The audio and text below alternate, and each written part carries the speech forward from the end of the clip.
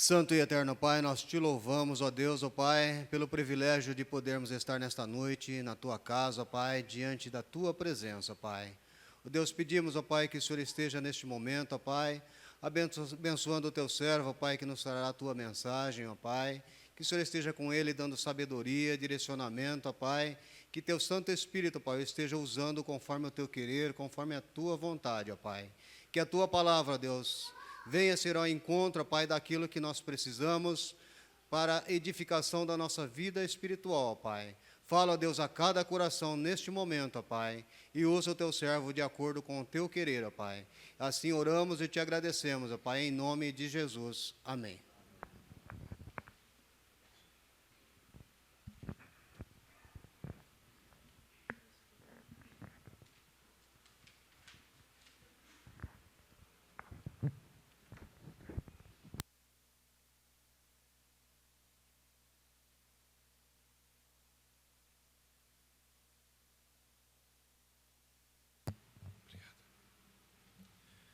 Graças e paz.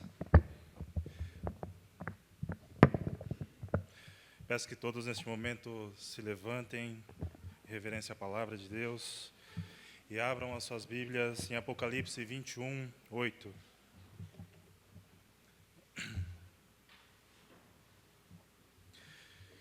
Mas, quanto aos tímidos e aos incrédulos e aos abomináveis, e aos homicidas e aos fornicadores e aos feiticeiros, e aos idólatras e a todos os mentirosos, a sua parte será no lago que arde com fogo e enxofre, o que é a segunda morte. Vamos orar? Senhor, nosso Deus e nosso Pai, eu peço a Tua presença, Senhor, nessa noite. Peço que o Senhor continue falando, Senhor, aos nossos corações. Usa, Senhor, a minha vida para transmitir aquilo que o Senhor tem colocado, Pai, que o Senhor tem falado comigo. Pai querido, que o Senhor abra, Senhor, o entendimento da Tua igreja, abra, Senhor, a visão espiritual, Senhor, da Tua igreja. Que, Senhor, o Senhor esteja trabalhando, meu Pai querido, nesta noite, na vida de todos que estão aqui, Senhor. É isso que eu te peço e te agradeço em nome de Jesus Cristo. Amém. Podem se sentar.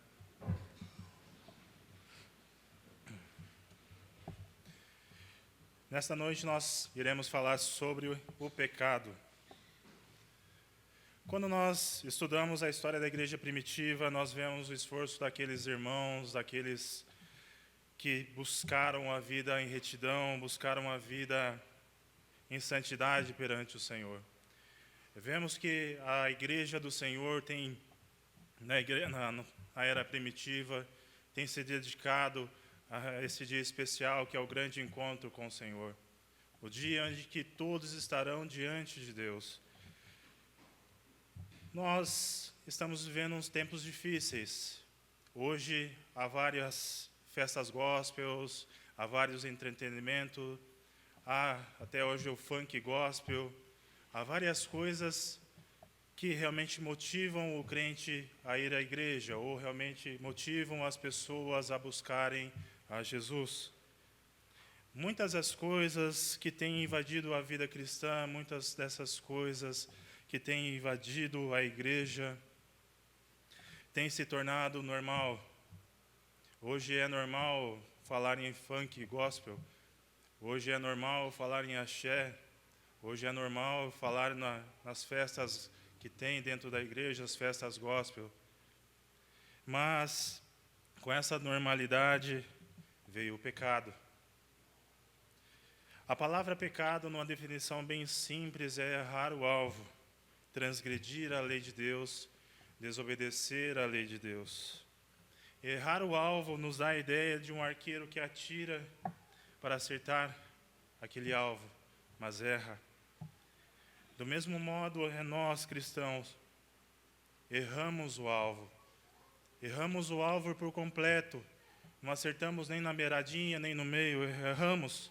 Falhamos no propósito que o Senhor tinha para a nossa vida. Falhamos no plano divino. Do ponto de vista bíblico, o alvo que o homem deve mirar é o caminho no qual deve andar na vontade de Deus. Qualquer palavra, qualquer ação que não está em perfeita conformidade com a palavra de Deus é pecado. A Bíblia nos diz que o pecado entrou na vida de um querubim ungido. Este querubim, hoje nós até falamos na escola dominical sobre ele, era realmente um anjo perfeito. Abram suas Bíblias, por favor, em Isaías, no capítulo 14, no verso 12.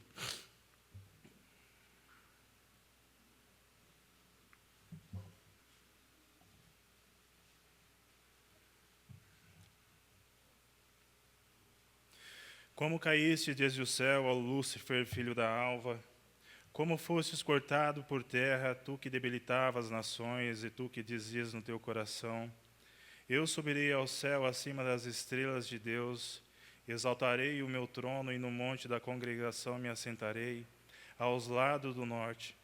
Subirei sobre as alturas das nuvens, e serei semelhante ao Altíssimo.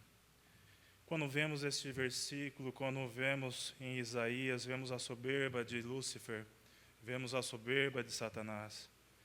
Também a Bíblia nos diz que 1/3 dos anjos caíram com ele. Satanás fez uma rebelião no céu e 1/3 dos anjos foi junto. Então podemos ver que também a rebeldia é pecado. E quantos de nós temos pecado contra o nosso Criador? Quantas vezes Deus nos tem alertado, quantas vezes Deus tem usado o nosso pastor, tem usado os louvores para nos alertar.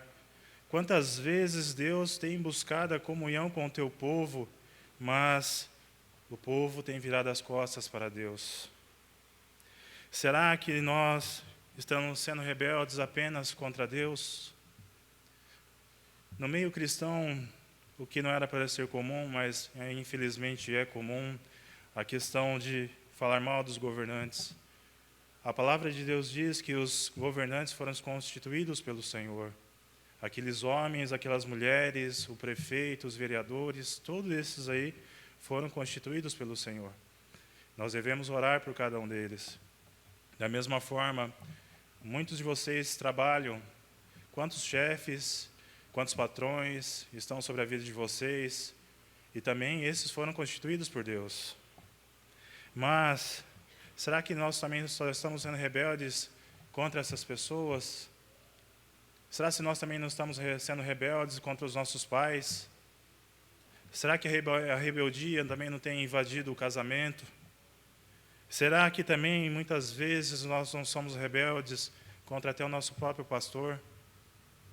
Quando ele fala no púlpito tantas mensagens que tocam o nosso coração, mas nós já esquecemos. Nós viramos a costa pelo que foi pregado, porque foi trazido. Isso também é um ato de rebeldia, nós não queremos Deus. Agora vejamos como o pecado entrou também na vida do homem. Por favor, abram em Gênesis 3, do 1 ao 5.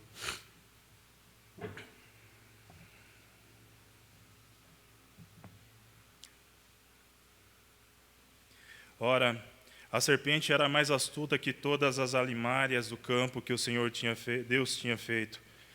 E esta disse à mulher: é assim que Deus disse: não comereis de toda a árvore do jardim? E disse a mulher à serpente: do fruto das árvores do jardim comeremos, mas do fruto da árvore que está no meio do jardim, disse Deus: não comereis dele, nem nele tocareis, para que não morrais. Então a serpente disse à mulher: certamente não morrereis, porque Deus sabe que no dia em que dele comerdes, se abrirão os vossos olhos, e sereis como Deus, sabendo o bem e o mal. Desde o início da criação, Satanás tem tentado enganar o homem. Desde o início da criação, Satanás tem odiado o homem, tem tentado destruir o homem. Isso é uma afronta a Deus. Quando deixamos realmente de ouvir a Deus, quando deixamos de ouvir a palavra, de buscar a palavra, de ouvir a voz do Espírito Santo, nós começamos a dar ouvidos ao pai da mentira, que é Satanás.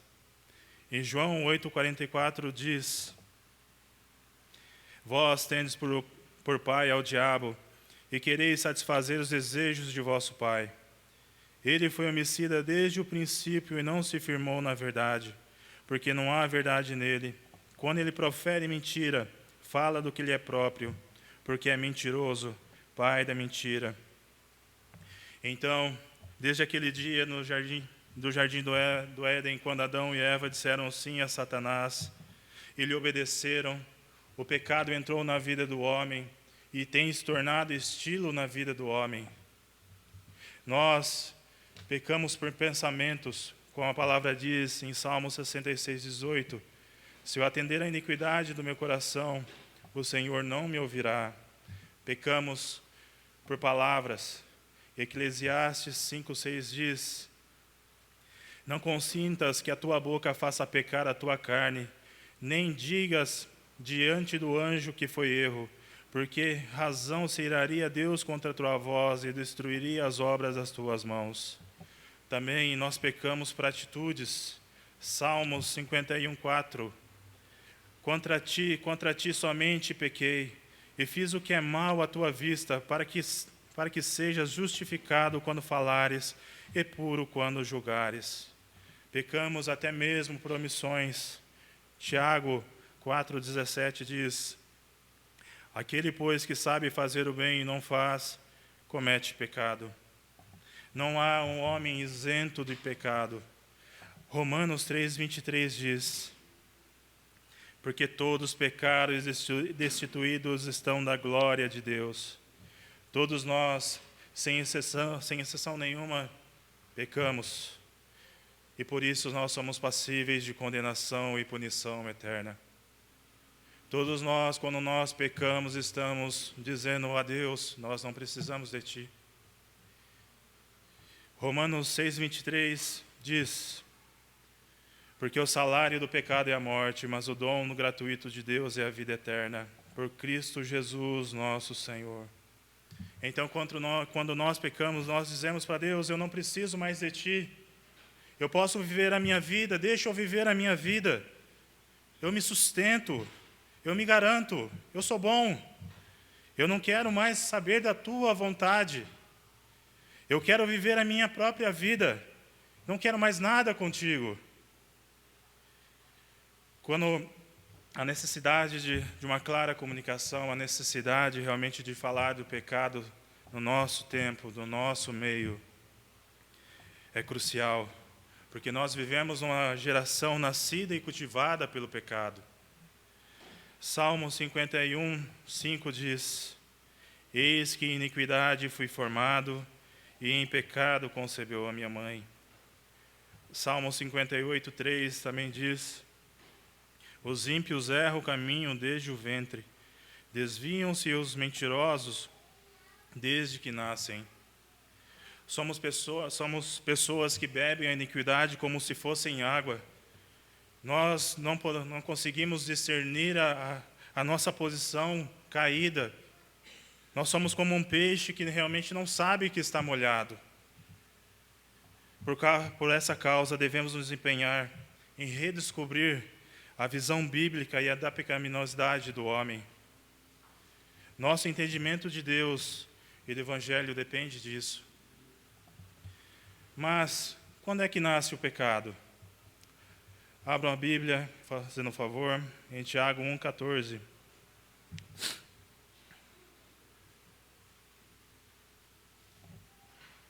Tiago 1,14 diz: cada um, porém, é tentado quando atraído e engodado pela sua própria concupiscência.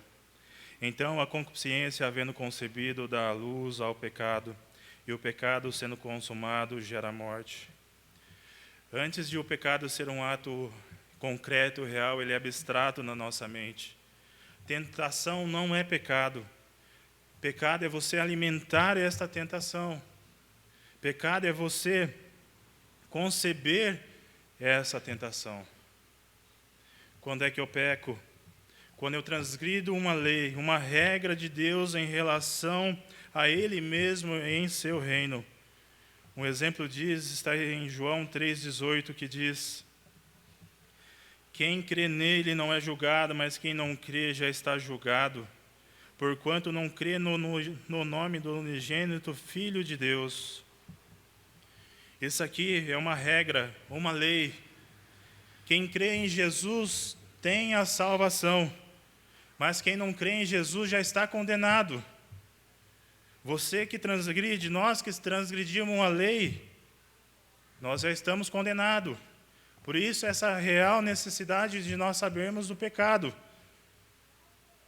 Muitos questionam a Deus por que o do inferno ter uma duração infinita, se nós temos uma vida limitada aqui na terra.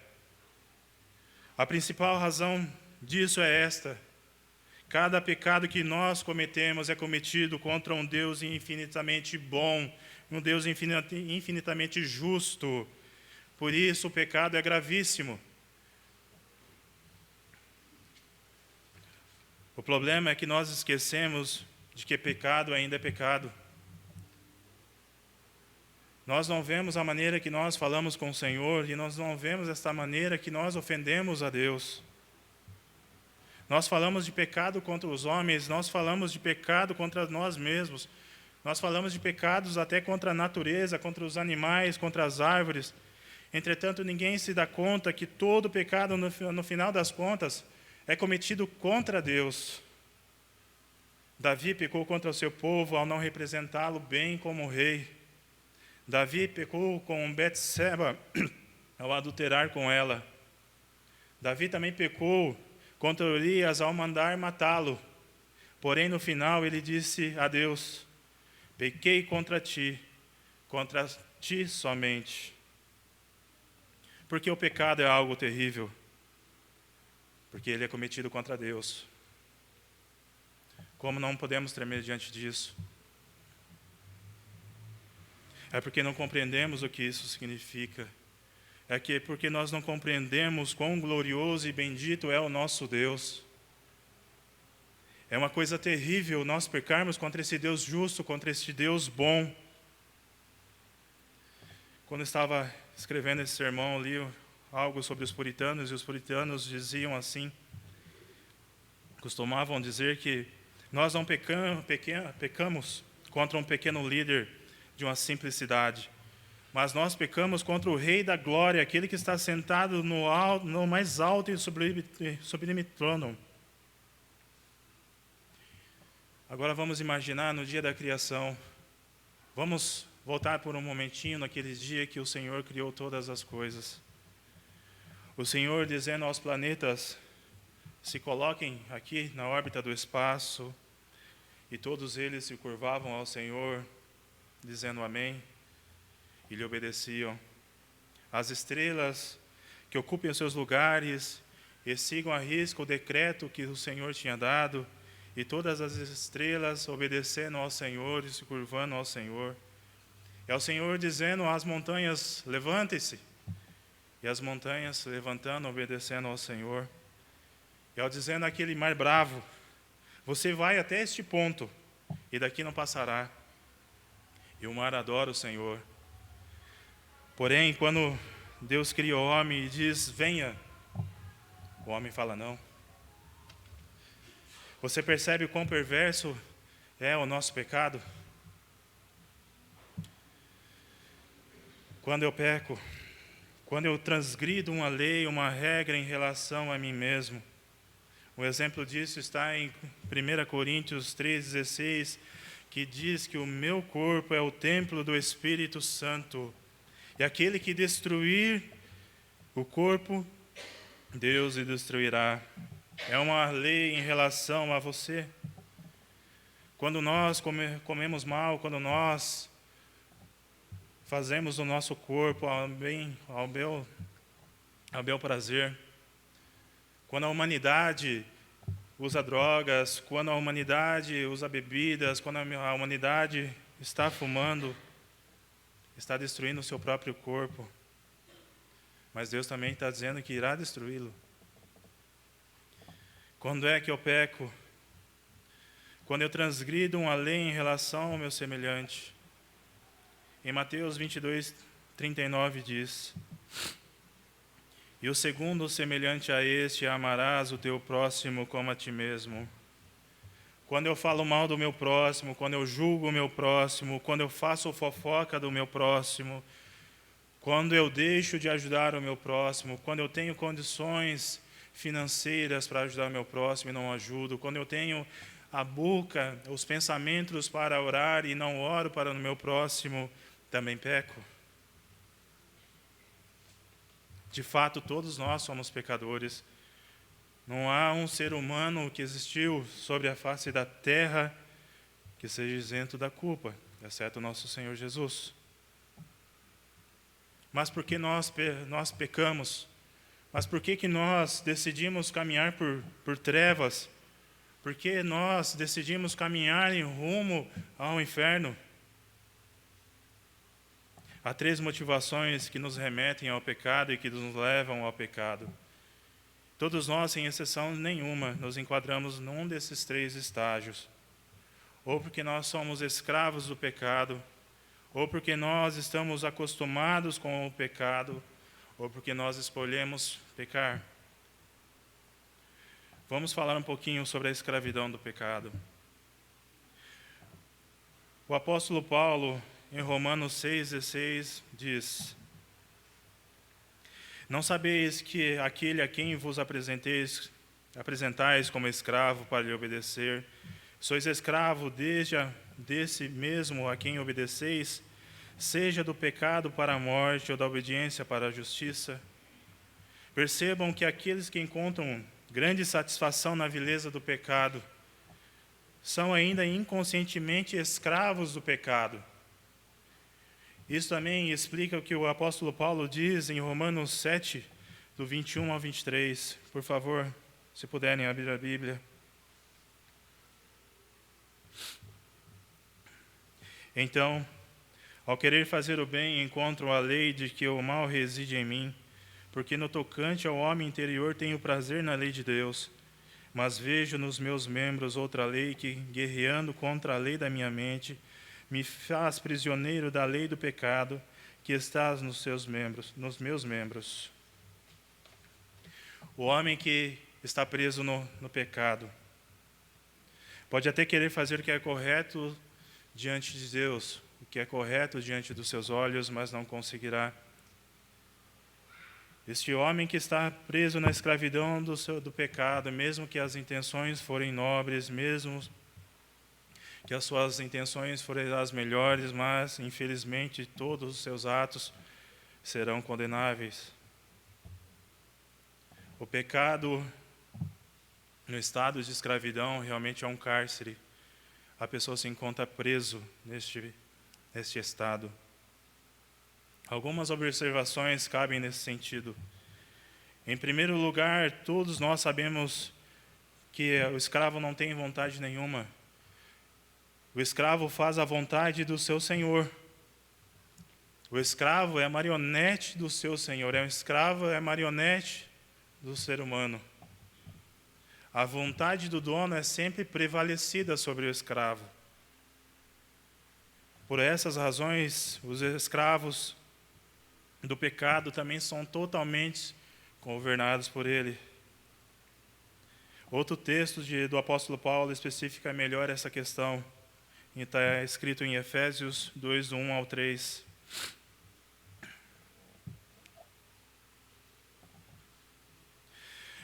Vocês estavam mortos em suas transgressões e pecados nos quais costumavam viver, quando seguiam o presente ordem deste mundo e o príncipe do ar e o espírito que agora está atuando nos que vivem na desobediência. Anteriormente, todos nós vivíamos entre eles, satisfazendo as vontades da nossa carne, seguindo os desejos e pensamentos. Como os outros, éramos por natureza merecedores da ira.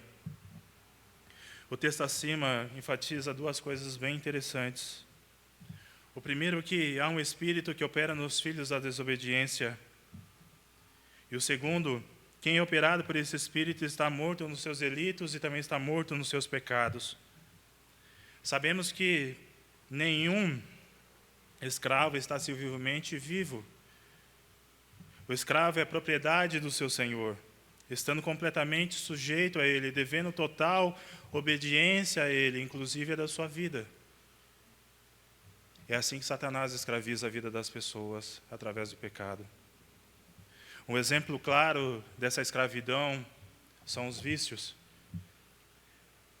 Não só os vícios por drogas, como muitas pessoas pensam, mas quantas pessoas são viciadas na pornografia, quantas pessoas são viciadas no alcoolismo, os pecados derivados da lascívia, os pecados derivados do amor ao dinheiro.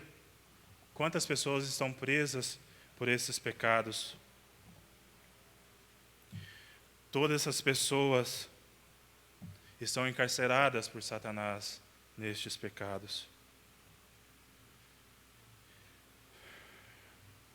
Muitas vezes essas pessoas estão subjugadas e presas nas garras do pecado.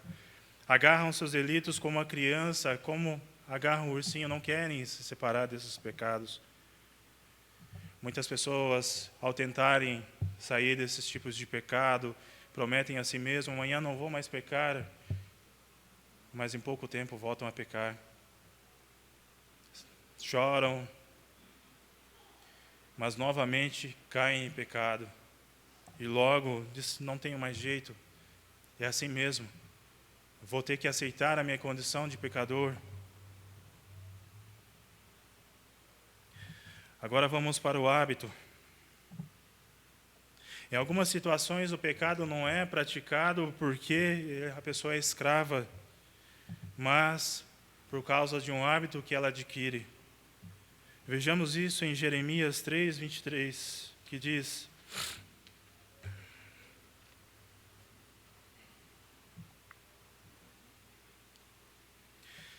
Jeremias 3:23: Pode acaso o etíope mudar a sua pele ou o leopardo as suas manchas?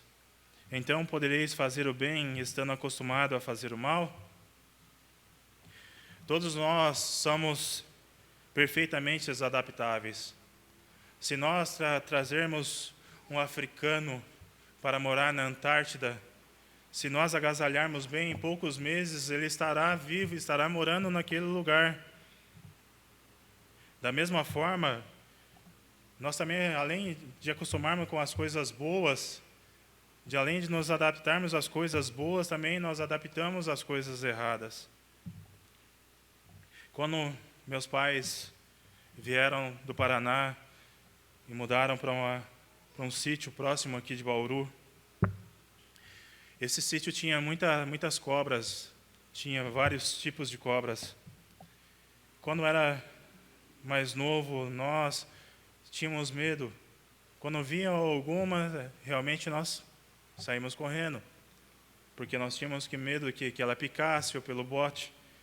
Mas com o tempo de tanto haver a cobra, de tanta cobra que tinha naquele sítio, de tanta cobra que aquele sítio possuía, nós começamos a acostumar. Nós vimos passando, deixava passar, não tinha mais sentido, não precisava nem matar. Infelizmente, nós seres humanos estamos assim com o pecado. O pecado não é mais ofensivo. O pecado para nós não mata mais. O pecado tem sido para a vida do cristão algo inofensivo e não pode ser mais assim. O pecado mata. Também vale salientar que o costume é o fruto de sucessiva prática de uma mesma ação. Os pensamentos são a soma de tudo aquilo que nós vemos e tudo que ouvimos e sentimos. Pensar em muitas coisas impuras e pecaminosas viciará nossa mente. Para a pecaminosidade, uma vez acostumados a pensar, nos atreveremos também a fazer. Uma vez feito, em pouco tempo nos tornaremos acostumados. Quantos homens estão realmente viciados na pornografia porque, por curiosidade, foram lá pela primeira vez? Um exemplo bom disso é o que tem acontecido no Brasil. São as novelas, os programas de televisão. Nós temos a clara percepção através da palavra de algumas coisas que acontecem na televisão brasileira, que é pecado. Mas nas novelas, alguns programas têm apresentado ao cristão, não o que está lá fora, mas ao cristão, têm apresentado a prostituição, a fornicação, a lascívia, a mentira, o ódio, o adultério. Alguns programas têm feito realmente culto ao corpo, têm apresentado a nudez ao corpo. De tanto o cristão ver isso, hoje está tratando como normal. Não há essa diferença. Nós não desligamos mais a televisão porque está passando um adultério. Nós não desligamos a televisão porque realmente está sendo apresentado alguma nudez ali. Nós continuamos, nós até entretemos. Quantas pessoas querem saber o próximo capítulo que vai acontecer? Por isso, quem quer de fato se libertar do jugo do pecado, ao aceitar Jesus Cristo como Senhor pessoal e Senhor exclusivo, deve guardar os seus olhos, deve guardar os seus ouvidos, o seu coração, a fim que novos pensamentos sejam criados em sua mente. Isso é um princípio da vida cristã. Agora nós também falaremos sobre a escolha. Gênesis 4, do 6 ao 7.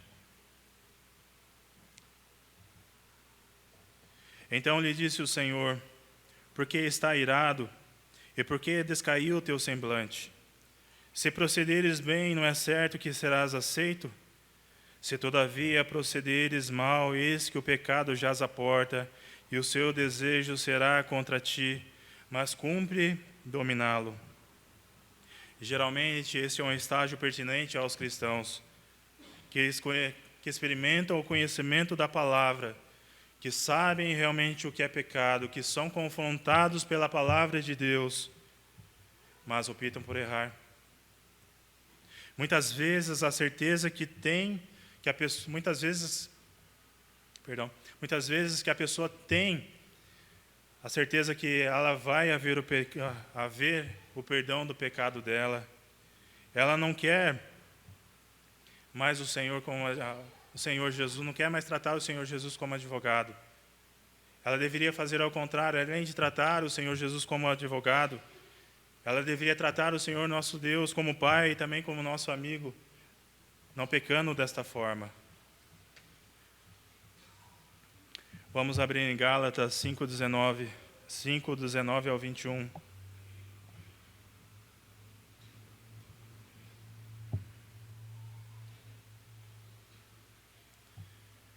Porque as obras da carne são manifestas, as quais são adultério, fornicação, impureza, lascívia, idolatria, feitiçaria, inimizades, porfias, emulações, iras, pelejas, dissensões, heresias, invejas, homicídios, bebedices, glutonarias e coisas semelhantes a essas, acerca das quais vos declaro, como eu já antes vos disse, que os que cometem tais coisas não herdarão o reino dos céus.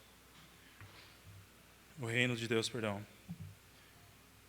O apóstolo Paulo, nesta passagem, está se referindo às obras da carne. Mas quem comete essas obras da carne? Quem alimenta esses tipos de pecado? Realmente somos nós. Então, se nós também procurarmos de forma inversa alimentar o Espírito Santo, nós também estaremos aptos a serem orientados e fortalecidos para fazer o que Deus quer que façamos. Igualmente, se nós escolhermos alimentar as nossas paixões, elas dominarão e farão de nós o que realmente Deus não quer que façamos. A quem alimentarmos, a este nós seremos escravos. E muitas vezes nós escolhemos o pecado ao invés de Deus. O doce do pecado só é amargo ao estômago. O único pecado que é ruim realmente é a raiva, é a ira. Todos os outros pecados são gostosos. Não há realmente um pecado que não seja bom. Mas todo pecado é destrutivo. Na verdade, o pecado possui um prazer anestésico que nos faz ignorar as consequências do que realmente vai acontecer. A anestesia tem como finalidade de Não permitir o que está sendo cortado promova a dor em quem está recebendo o corte. O prazer do pecado também age de modo semelhante. Ele não deixa percebermos que o bisturi está cortando gradativamente cada parte de nossas vidas. Podemos também comparar o pecado como ao oceano. Assim como a água do oceano não pode perfurar o casco do navio, o pecado também não consegue entrar na vida de uma pessoa liberta sem que ela deixe. Por outro lado, também o pecado e o oceano se assemelham muito, porque por menor que seja um orifício no casco do navio, já é suficiente para que o navio se afunde. Da mesma forma, qualquer descuido na vida do cristão, qualquer brecha que ele dá para o pecado entrar, é o espaço requerido para que Satanás tente dominar a sua vida.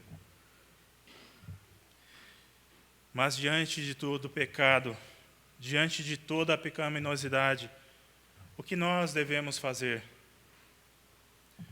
O Senhor Jesus é claro e enfático em Mateus 5, do 29 ao 30. Se teu olho direito te faz tropeçar, arranca-o e lança-o de ti, pois te convém que se perca um dos teus membros e não seja todo o teu corpo lançado no inferno. E se a tua mão direita te faz tropeçar, corta e lança de ti, pois te convém que se perca um dos teus membros e não vá todo o teu corpo para o inferno. O Senhor Jesus, nesta passagem, está tratando realmente a importância radical do pecado. Nós devemos tratar o pecado de forma radical em nossas vidas, não de formas levianas. Não significa que nós realmente temos que cortar um membro, não significa que nós temos que arrancar um dos nossos olhos. No contexto da época, o pé direito e a mão direita eram considerados muito importantes. Por isso que o Senhor Jesus Cristo usou isso neste versículo. Isso significa que a questão do pecado é tão séria que deveríamos evitar todo tipo de pecado para que nós não viéssemos a cair no pecado, na tentação do pecado. Quando o Senhor Jesus disse arrancar, Ele não está dizendo que devemos eliminar as coisas naturais da vida, como alguns têm feito, que alguns têm ido para o celibato, para não haver casamento. Ou tampouco o Senhor Jesus está dizendo para que nos autoflagelemos. Essas pessoas realmente não entenderam o verdadeiro significado da Bíblia. Quando o Senhor Jesus está dizendo a este versículo, Ele está dizendo sobre a mortificação da carne. E o apóstolo Paulo usa este conceito em 1 Coríntios 9 ao 17, 9 e 27.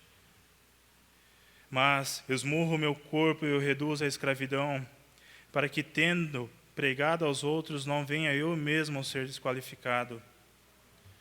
Ou em Romanos 8,13 também que diz: porque se viverdes segundo a carne, caminhais para a morte, mas se pelo Espírito mortificardes os feitos do corpo, certamente vivereis. Significa isso que devemos nos açoitar, os nossos membros, que nós devemos nos trancar ao monastério, nós devemos ao alto da monte e se refugiar ali, ficar longe de toda a sociedade? Claro que não. Note que no texto, em Romanos, o apóstolo Paulo diz: os feitos do corpo, e não o corpo em si. É o que nós fazemos com o corpo. Isso são os atos pecaminosos. É por isso que nós devemos morrer. É a natureza terrena que nós devemos mortificar. Colossenses 3,5: fazeis, pois, morrer a vossa natureza terrena: prostituição, impureza, lascívia, desejo maligno e avareza, que é a idolatria. Outro também exemplo está escrito em Jó: fiz aliança com os meus olhos, como pois... Em Jó do 31, do 1 ao 4. Fiz aliança com os meus olhos, Como, pois, os fixaria eu numa donzela?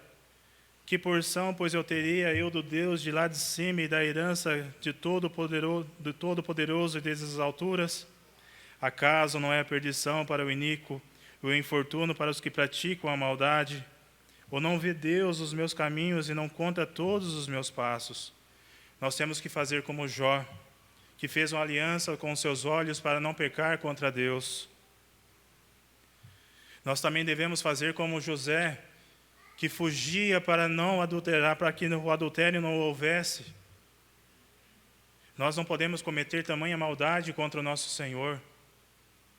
Paulo também diz em 2 Coríntios 10:5, destruindo os conselhos e toda a altivez que se levanta contra todo o conhecimento de Deus, e levando cativo todo o entendimento à obediência de Cristo. Nós precisamos olhar para a cruz, nós precisamos olhar para o que o Senhor Jesus Cristo fez em nossas vidas. Nós precisamos entender realmente o que o Senhor fez por nós.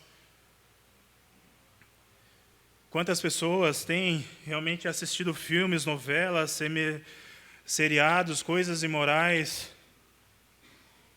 Quantas pessoas têm acessado sites proibidos? Quantas pessoas têm lido romances, pensamentos, padrões completamente humanos? Todas essas coisas podem fazer que realmente nós venhamos a cair no pecado. Isso realmente é um aspecto que gera grande preocupação na vida do cristão. É surpreendentemente como os cristãos têm sido irreflexíveis acerca da televisão. Se nós entrarmos aí nos sites evangélicos, nós veremos que algumas novelas têm sido cortadas, têm sido antecipadas, porque o cristão foi lá e falou que não assiste mais. Mas quantas outras novelas eles assistiram? Porque houve essa diferença no Ibope. Realmente as coisas mundanas estão se tornando normais para a vida do cristão. Com essas questões, você já deve ter a ideia realmente do que nós devemos fazer para mortificar a carne. Nós precisamos odiar o pecado como Deus odeia o pecado. Nós precisamos dar nome específico aos pecados. Quando nós colocarmos de joelhos diante do Senhor, Senhor, eu menti, Senhor, eu furtei, Senhor, eu adulterei, Senhor, eu fui preguiçoso, Senhor, eu careço da Tua misericórdia, me ajuda. O Senhor Jesus também nos diz que nós devemos vigiar e orar. Quantos de nós não temos vigiado?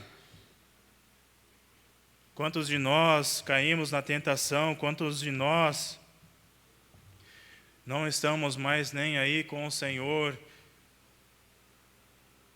Nós choramos depois, só que nós não vemos que antes disso, nós não vigiamos. Temos deixado as coisas deste mundo entrar na vida do cristão. Temos deixado as coisas deste mundo, os prazeres mundanos, entrar na vida do crente. Filipenses 4:8 diz: finalmente, irmãos, tudo que é verdadeiro, tudo que é respeitável, tudo que é justo, tudo que é puro, tudo que é amável, tudo que é de boa fama, se alguma virtude há, se algum louvor existe, seja isso que ocupe o vosso pensamento. Nós também precisamos lembrar do preço do pecado. Quanto nos tem custado os nossos pecados? Quanto tem custado os meus pecados? O nosso pecado tem custado o preço de cruz. Foi por isso que o nosso Senhor Jesus Cristo morreu. Foi por minha culpa, foi pela culpa de vocês, pelos nossos pecados. Foi por isso que o Senhor Jesus Cristo morreu. Se Cristo deu a sua vida por nossos pecados, nós também temos que desejar sair dos pecados. Nós temos que desejar não pecar mais. É por amor a Ele que devemos arrancar de tudo de nós o que nos faz ocasião de cair. Para não desprezar o sacrifício que foi que por Ele foi feito na cruz. Que o sacrifício de Jesus Cristo naquela cruz não seja invalidado na sua vida. Finalmente, nós precisamos lembrar também das consequências do pecado. Não podemos esquecer do que o Senhor Jesus Cristo diz na sua palavra. Pois te convém que se perca um dos teus membros e não vá todo o teu corpo para o inferno. O que custa eliminar algo hoje na tua vida? O que custa eliminar um pecado hoje para que não tenha realmente uma consequência eterna?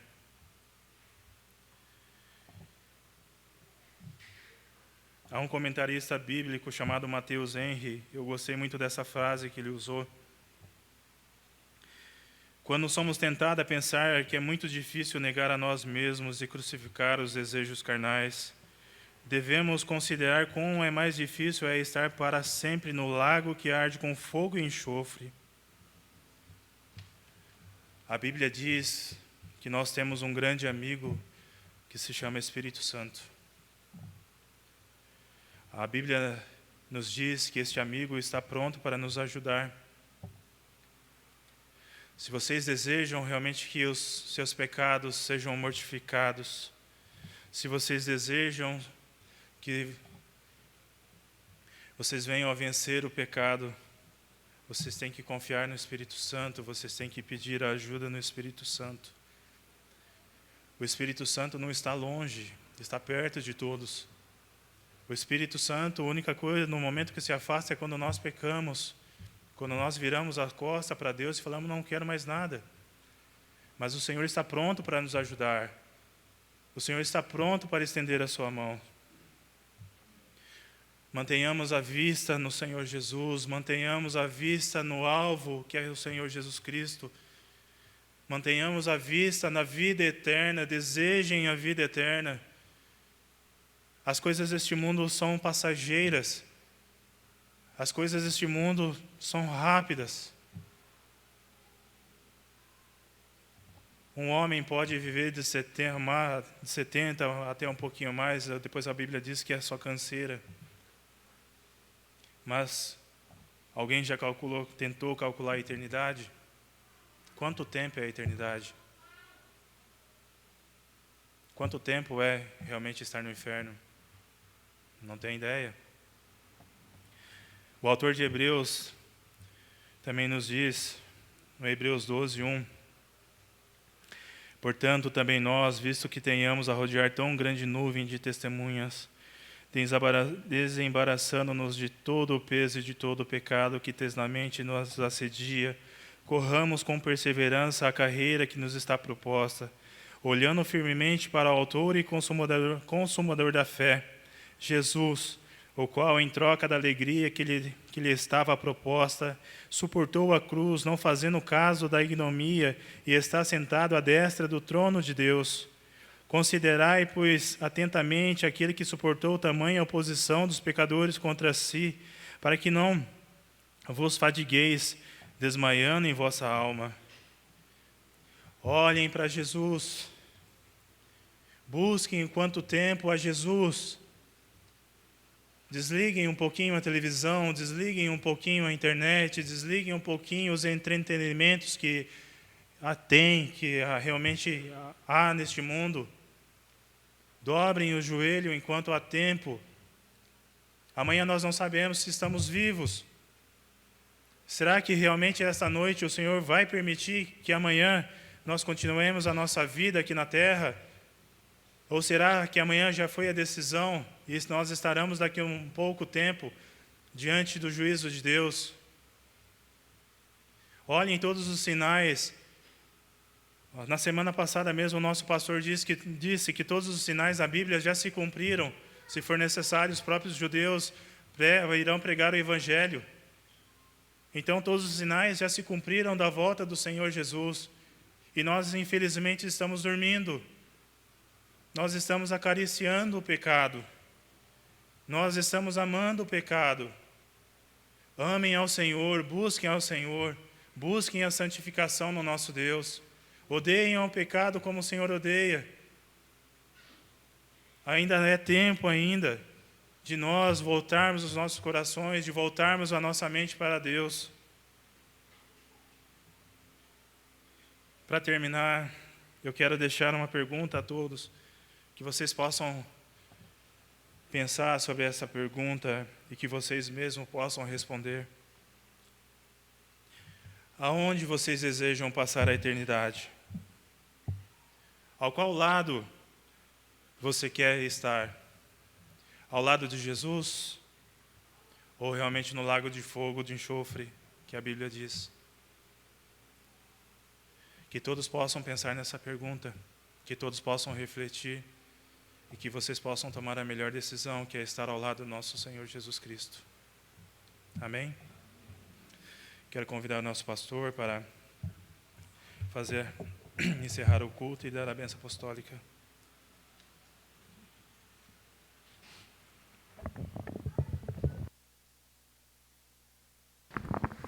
Irmãos, boa noite. Eu queria agradecer a Deus pelos homens que dirigiram o culto desta noite. Eu me sinto muito honrado, muito feliz. E quero também dizer que Deus abençoe sua vida, Jackson. Que Deus abençoe sua esposa, seu filhinho que vem chegando. Muito obrigado pela palavra que trouxe. Nós sabemos que não é fácil, né? Mas Deus está por sobre todas as coisas. Irmãos, nós estamos num momento abençoado nessa igreja. Deus tem sido bondoso para conosco. Vamos nos colocar de pé para nós orarmos nesse momento. Obrigado. Fica aqui, já. Fica aqui. Que a graça do nosso Senhor Jesus Cristo e o amor de Deus Pai e as doces consolações do Espírito Santo estejam convosco, agora e para todos sempre, em santidade. Amém e amém. Que Deus abençoe sua vida. Amém.